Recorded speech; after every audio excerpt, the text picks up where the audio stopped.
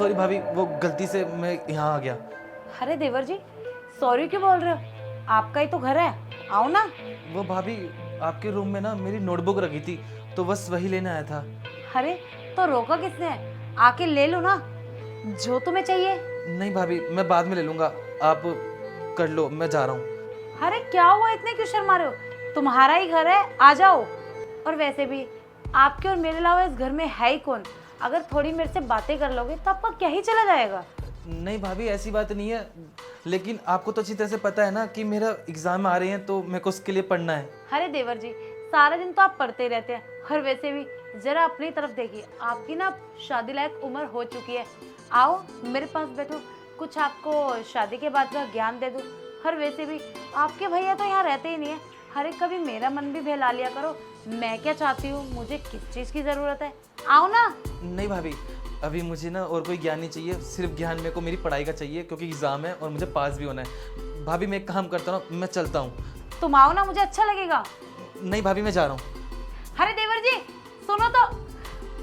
शर्म आ गया, कितना भोला है ना। अरे यार कुछ भी कहो, इसके अंदर दम तो है, इसकी शक्ल से ही लगता है। एक मेरा पति है जो इतने इतने महीने यहाँ आता ही नहीं है। मेरी जवानी किस काम की है? क्यों ना देवर जी के साथ ही। पर वो मानेंगे कैसे नहीं? उनको मनाना तो मुझे अच्छे तरीके से आता है।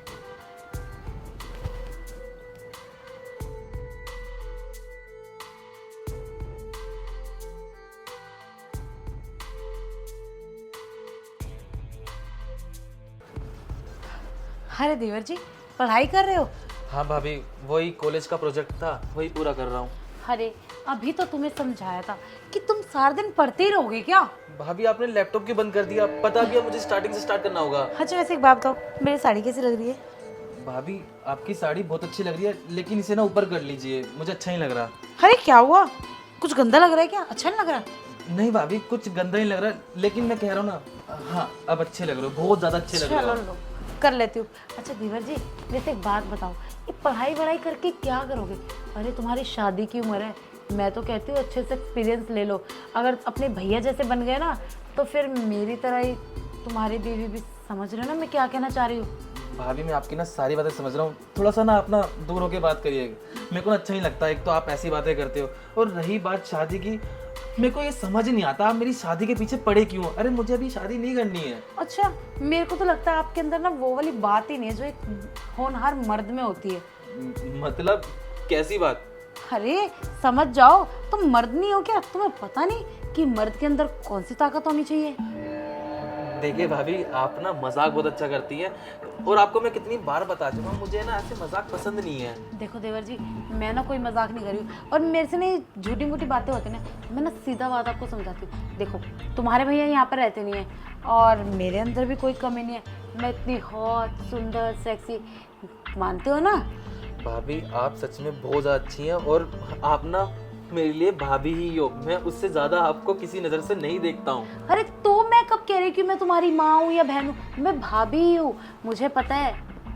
देखिए भाभी, मैं मानता हूँ आप घर में अकेली हैं, तो इसलिए ना आपको ना ऐसे बोरिंग फील होता है। कोई नहीं भाभी, मैं आपकी ना सारी ज़रूरतें पूरी कर दूंगा। आप जैसे काम करती है ना घर में, मैं आपका हाथ बटा दूंगा। और क्या चाहिए आपको अपने देवर से? अरे बस करो, क्या जरूरतें पूरी कर दोगे? तुम मेरी कोई ज़रूरत पूरी नहीं करे। मेरी ज़रूरत तो सिर्फ एक है, जो ना स्तर पे पूरी हो सकती है। अगर तुम चाहो ना 2 मिनट में पूरी कर सकते हो। देखो देवर जी, मना मत करो, तुम्हें भी एक्सपीरियंस हो जाएगा और मेरी प्यास भी बुझ जाएगी। बस भाभी बस, अपनी ये चीज़ों को कंट्रोल करो। जब भैया आएंगे ना, तो भैया से ना अपनी सारी हसरतें पूरी करवा लेना। मैं जा रहा हूँ यहाँ से। अरे मेरी बात तो सुनो।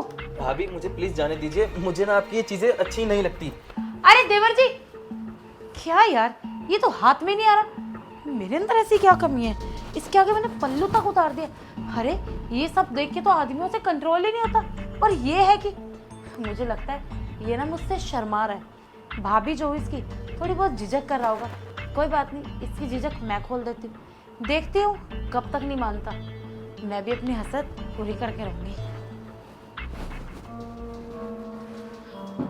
अरे यार तू संभल जा, जिसके आगे गिरना था उसे तो कोई असर ही नहीं हुआ। यार मैं क्या करूँ, ये मेरे काबू में नहीं आ रहा है। यार मन तो इसका भी होगा ना, लड़की को देख के कौन कंट्रोल करता है। थोड़ा बहुत शर्मा रहा है, और एक मेरा मन है कि मेरा मन तो ऐसा कर रहा है कि मैं कहीं बाहर जाके मुंह मार लूँ, बाहर में जाए घर की इज्जत विज्जत। यार अपने आप को भी संतुष्ट करना बहुत ज़रूरी है, पर क्या करूँ, ये भी 6-6 महीने नहीं आते और आने की कहूँ तो सुनाने लगते हैं। मेरा इतना अच्छा देवर है, ये भी मेरी बात नहीं मान रहा। एक काम करती हूँ, दूसरा तरीका अपनाना पड़ेगा। सीधे तरीके से तो ये मान नहीं रहा है, इसको बुलाती हूँ दर्द का बहाना करके। देवर जी, देवर जी। जी भाभी, आपने बुलाया? बुलाया? यार तुम्हें भैया किस लिए रख के गए हैं? मेरी जरूरत के लिए ना। लेकिन भाभी हुआ क्या है ये तो बताओ मुझे। अरे मेरे ना बाजू में बहुत दर्द हो रहा है, दबाओ जरा। बाजू में दर्द हो रहा है? पक्का आपने कोई भारी सामान ही उठाया होगा। पता नहीं अकेले काम करने की क्या आदत है आपकी। अरे सामान उठाने का तो भी मौका, अरे मतलब वो सामान ही उठाया था। एक तो ना आप ऐसी बातें करती हो ना, मेरे ना सर के ऊपर से चढ़ जाती है। अरे कैसे मजाक करती हैं आप। यहाँ भी। भाभी पक्का आपके दर्द ही हो रहा है ना, क्या आप मुझसे अभी भी मजाक ही कर रही हैं? अरे देवर जी मुझे दर्द ही हो रहा है, मैं क्यों मजाक करूंगी। अरे मैं तुम्हें सीरियस तो लेना चाहती हूँ। अरे देखो ना, कमी क्या है मुझ में, मैं तो बता रही हूँ, अच्छा मौका है सब कुछ करने का। देखो तुम्हारे भैया भी नहीं है और हम दोनों के बीच की बात रह जाएगी और तुम्हें एक्सपीरियंस भी हो जाएगा। यार इतनी सी तो बात है, और कौन बता रहा है किसी को। भाभी एक बात बताओ, आपने मुझसे ये सब बातें करने के लिए मेरे को कमरे में बुलाया था? हाँ। मतलब आपके दर्द नहीं होता और आप मुझसे मजाक कर रही थी। देखिए भाभी, मैं आपको कितनी बार समझा चुका हूँ, मुझे ये चीजें पसंद नहीं है आपकी। देखो देवर जी, पसंद ना पसंद कुछ नहीं था, बस इंसान को मजा आना चाहिए, और इस टाइम ना सारा मजा मुझे आप में नजर आ रहा है। हाँ अब मत ऐसे मत करो देवर जी प्लीज। बस भाभी, मुझे ना आपके साथ कोई मजा नहीं करना और ना ही मेरे को आपके साथ ये बातें करनी। मैं जा रहा हूँ यहाँ से।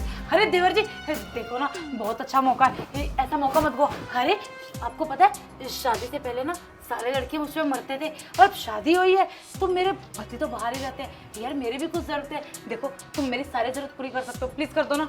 बस करो भाभी, आपको एक बात समझ क्यों नहीं आती है? मैं आपको कितनी बार बता चुका हूँ, मुझे ये चीज़ आपकी पसंद नहीं है।